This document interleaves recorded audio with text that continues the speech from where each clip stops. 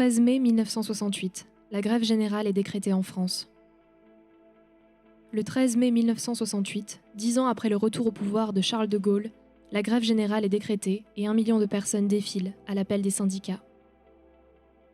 Depuis la grève des mineurs de 1963, la conflictualité sociale s'intensifie. Le régime gaulliste est contesté, l'inflation ruine la progression des salaires. La levée des barrières douanières fragilise les travailleurs et le chômage pointe son nez. Sous l'égide du mouvement du 22 mars, pétri d'aspirations libertaires, les étudiants bouillonnent. Le 3 mai, un meeting se tient à la Sorbonne. Le recteur fait intervenir la police afin d'expulser les étudiants. Mai 68 peut commencer. Le 10 mai, les étudiants occupent le quartier latin et dressent des barricades. La répression met le feu aux poudres. Le 12 mai, les syndicats ouvriers appellent à la grève générale. Entre 200 000 et 1 million de personnes défilent dans les rues de Paris. La plus grande grève générale du siècle commence. 7 millions de grévistes. Elle durera 1 mois. Inquiet de l'ampleur de la grève, Pompidou négocie. Le 27 mai, les accords de Grenelle sont signés.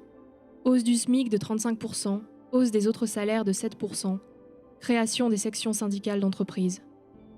Stupeur, les salariés refusent les accords, la grève continue.